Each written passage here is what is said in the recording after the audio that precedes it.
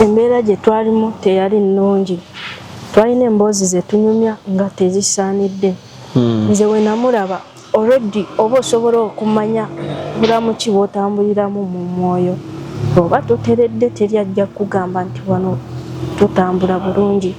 Gwe mwennyini eri mu mwoyo oli ne waaba talina kyayogedde. Ng'omutunuulira obutunuulizi n'omanya biki byonna by'okoze. Yesu omutunuulako obutunuulizi bw'oti ne weejajingirawo. Kasita omutunuulira omanyirawo. Omanya biki byayogera. Omanya kiki kyalowooza. Era omanyirawo nti amanyi buli kimu. Abula tolina ky'oyinza mukweka. Kati byonna okwewolereza byonna osooka n'obivaako. N'omanyayo kimu ky'okola nti olina kwenenya. Kuba nze we namulaba yali ali waggulu mu bbanga. Ng'ayambadde sijja gamba nti bitiibwa bye kuba Yesu Kristo asobola okukulabikira okusinziira ggwe omutendera gw'oliko mu mwoyo. Kati nze we namulaba yali ayambadde ebyambalo yali mu bitiibwa bye naye ku luno yali tali musanyufu wadde akatini. Kati like Yesu bw'omulaba olaba like a human being. Njagala that ekifaananyi ky'osobola osiigira omuntu ng'olabye Yesu. Yesu osobola okumulaba nga alinga ffe nze naawe azze mu kifaananyi eky'omuntu. Nga muddugavu nga muzungu. Asobola okujja nga muzungu, asobola okujja nga muddugavu. Naye ggwe ky'omanya kyonna omanya nti ono Yesu kyo kikubeeramu munda mu ggwe. Okitegeera automatic nga teri yadde akunnyonnyodde. Okitegeera nti ono Yesu. Olwo lwe wagenda n'omulaba mu bbanga, you went there physically, wali weebase oba it was a vision? Eno yali vision anti mbadde nkyakugamba omulundi gwange gwasookerako ddala okulaba ku Yesu. Yajja era natyamu neŋŋamba maama Yesu abanga afaanana bw'atyo nga si kirungi omuntu ng'alabye. Naye ekyo nakirowooza olw'okuba nali sinaba kumanya. Kuba bwe namulaba ono omuwala gwe nayina alina engeri gye yakolamu bw'ati amannyi ge ne gakasuka omuwala kuba teyafuna wadde obudde obwenenya. Naye nze we namulaba nagwa wansi ku ttaka ng'amaziga gokka ge gajja kubanga already nali manyi nti siteredde. Nze nali manyi mpedde nti ansalidde omusango naye ku nno si kyekyali kimuleese nga mpaddeyo omukisa ogwenenya. Munno ye teyamuwuliriza yabba bukubimaanyi n'ava waali.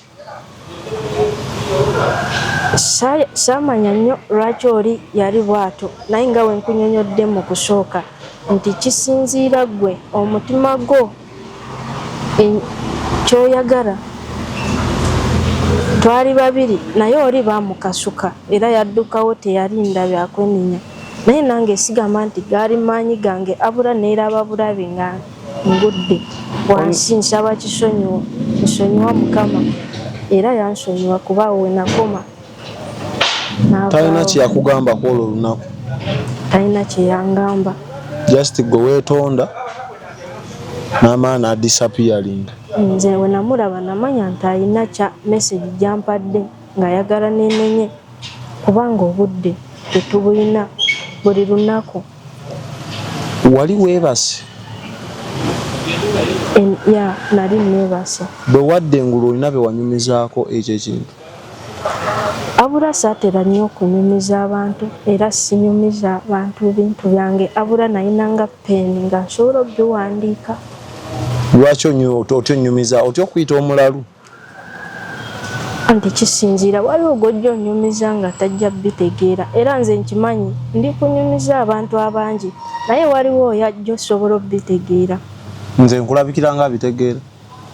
Sisobola kumanya. Oba just gwe okola buvunaanyizibwa byo bambitegedde oba sibitegedde gw'onyumya. Kati awo wava mu kirooto kiki kye wazaako on that day, the first day? Eyo nze we nakiraba namanya nti yali message. Abula ekindeese wano olwaleero nzize kuwaayo obubaka Mukama we yantikka era nno gubadde mugugu. Mbadde nga siina mirembe nga sinaba kujja ntuule wano njogere. Obadde olina omugugu ogwa ddala? Mbadde nina omugugu. Kino tekyetaaga kweraliikirira ng'olina obubaka bwa Mukama kuba ye asobola okuyambako. Naye olw'okuba nti ffe tetulina budde era buli kiseera oba tomanyi onoozuukuka oba toozuukuke, kati singa nvaawo nga sinaba kuwaayo meseji yaabwe. Katonda bw'akuwa obubaka, it's a must, you have to deliver. Sijja gamba nti ebeera mu must kubanga ne walikomerawo waliwo ebintu ebimu bye tuliba tetunaba kumalirizaayo.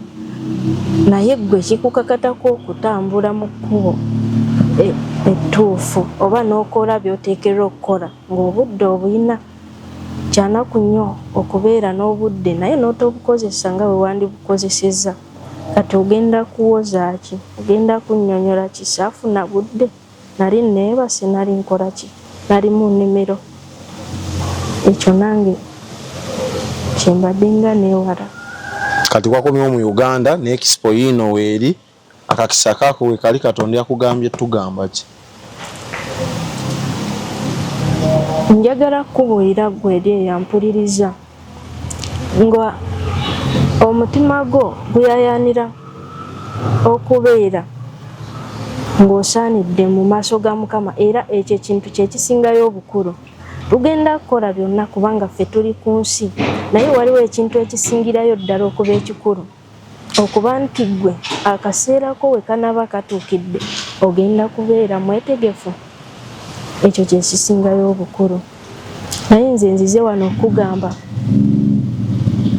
waliwo ebintu ebimu ebitulema kubanga ffe tuli bantu, weewaawo si ffe abalina okukola era tuli mu mubiri newankubadde ng'era tuli mu mwoyo, naye waliwo ebisoomooza ebituyinza buli lunaku n'olaba nga ggwe atasobola. Abantu nno abasinga beesalira n'emisango ng'alina kyakoze.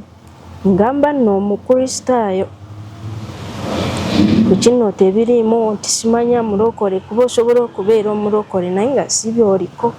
Nze ngamba nga ggwe omutima gwo kye gwagala, oyagala kuyingira ggulu era oyagala obeere ng'osaanidde mu maaso ga Mukama Katonda. Teweesalira musango mu buli mbeera yonna gy'onooba oyiseemu.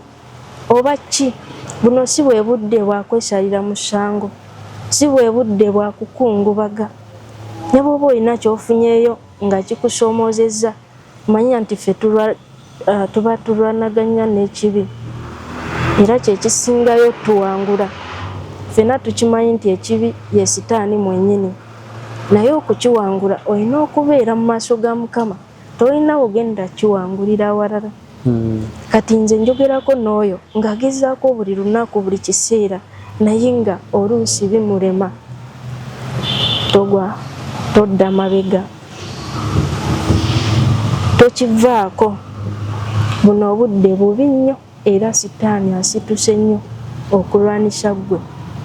Agoberera Yesu Kristo era ng'omanyi ky'oyagala. Mu bufunze enkomerero etuuse. Enkomerero etuuse nnyo era nze ebyo byensinze okulaba ng'obudde tebukyaliwo. Katonda yakulaze ng'obudde tewali. Tewali budde era gw'obudde bw'olina kwe kuba nti gwe mukka gussa naye tewaliyo budde, tewaliyo kadde kalala. Mwana gwe nga batusuubiza enkomerero kuva mu myaka gya 2000 nga buli omu ajja naga Katonda yangambye enkomerero etuuse. Up to now we are waiting for that. Ekyo nange nasooka kirowoozaako naye jjukira buli omu ogenda wekka. Oba mufudde bangi oba enkomerero etuuse leero ne muvaawo, naye jjukira kati waliwo abafa buli lunaku. Abo nno eyo y'enkomerero yaabwe, naye gwe weebuuze ofudde otya? Tetugenda kulinda nti esooke etuuke kubeera waliwo abaatusookawo tebaagiraba, naye gwe osobola ogiraba. Komerero ejja. Osobola ogiraba kuba teri amanyi kadde ki, abula gwe buli lunaku okubeera nga weetegese kubanga ne Yesu Kristo yagamba nti agenda okujja ng'omubbi. egenda kubeera nga surprise boto kisuubirira wagenda okujjira. Basically Katonda ne Yesu baagala tukole ki? Tukyuke era tubeere beetegefu, tubeere nga tetulina kyakunenyezebwa. Jjawo ebyomuzizo byonna, buli kyomanyi nti kyamuzizo eri Mukama. Ebyomuzizo tubeera bye bino ebibi byembadde nkugamba wano nti ebitusoomooza ebyomuzizo eri Mukama bye tulina okwejjako. Naye simanyi gwo osaba Mukama n'akuyambako, era omwoyo wa Mukama gwe togamba nti simanya njagala bansabire oba pasita wange simanyi ewa simanya kyaki yawa. Kankubuulira amazima, gwe mwennyini gwe kyaki. Wano tewaliwo kugamba nti oba nve mu nyumba ngende mu kyaki ngende wa. Gwe mwennyini gwe kyaki, kubanga abantu bagenda kumisiridinga abasumba bano betugulumize nnyo ab'ebitiibwa. Simanya alina kyaki, simanya yazimba ekkanisa nnene, alina amaanyi akola ebyamagero. Si bonna, naye njagala okubuulira bangi abasingira ddala tebali ku mazima. So gwali mu kanisa, it's not the building. Ekkanisa si bizimbe. Gwe Kirungi ne tubeera nga kuba osobola okufuna okusoomozebwa bw'obeera wekka, kuba Bayibuli egamba nti ababiri oba abasatu gye babeera Mukama abeera mu masekati gaabwe. Kirungi egyo ndio kyogeramu, naye osobola okusaba Mukama wekka era n'akuwulira. ku bonna walabaani, ku Yesu ne Katonda walabaani. Abula njagala okubuulira nti Yesu Kristo namulabako n'amaaso gange, era njagala okubuulira nti eggulu gyeriri gyeri. Naye olwaleero njagala okubuulira nti osobola okuyingira eggulu, oba gwe mwennyini osobola okukkiriza n'omutima gwo nga gwe weesaliddewo nga tewaliwo akukase n'oyingira ekitali ggulu. Eggulu lugyeriri eryaddala era walirabako. Eggulu gyeriri liri mu bbanga oba liri mu nsi etalabika ey'omwoyo. Simanyi bye mutera tugamba mbu in the spiritual world. Mu nsi ey'omwoyo nga w'obeera wano ne mu nsi ey'omwoyo we bato we babeera waliyo ensi nnyingi. Muggulu mu nsi ey'omwoyo waliyo eggulu, waliyo n'eggeyeni. ziri kumpi kuba waliwo olunyiriro lunasoba nga bagamba mbu simanyi sitole y'omugagga n'omwavu Lazaalo. Oli nga ali eri omuliro gumwokyo n'ali n'adigida. Namugamba ateeka olugalo ontonnyeze ku lulimi, kitegeeza distance ebeera ya kumpi. Biri kumpi na kumpi. Ensi ey'omwoyo yeewuunyisa, era gwe bw'ofuna olunaku lwo olusooka ne kikubeera abasinga nno babeera mu nsi ey'omwoyo naye tebamanyi. Abeera agamba oba ki oba bya bulijjo, naye ensi ey'omwoyo gyeri. Eryo bangi nga baali bagigenzeemuko naye nga tamanyi. Era ffenna anti jjukira tetuli bantu babiri, oli ow'omubiri n'ow'omwoyo. Kati gwe ow'omubiri alina okukola eby'omubiri, naye n'ow'omwoyo akola bya mwoyo, naye nga bonna abantu abo baali bamu. Kiki kyewalaba mu ggulu ekiyinza osikiriza soda naye agambe nti nange kankole ennyo nkola obutuukirivu ngende mu ggulu, byewalabako nga birungi. Olwaleero sizze kunyumiza ggulu, abula njagala okimanye nti osobola oddiyingira. Message gye nnina olwaleero bye byama bya Sitaani, entegeeka za Sitaani. Sitaani atukolako omutawaana mungi, naye nga byonna abikola okuziyiza ggwe okuyingira eggulu. Katandikire ku byama bya Sitaani oba ku ntegeka ze?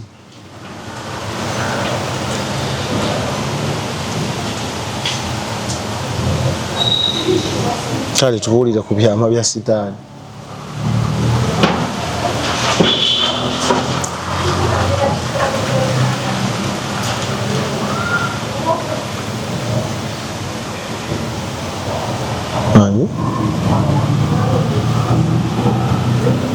Kinuma nnyo. Export TV to the world.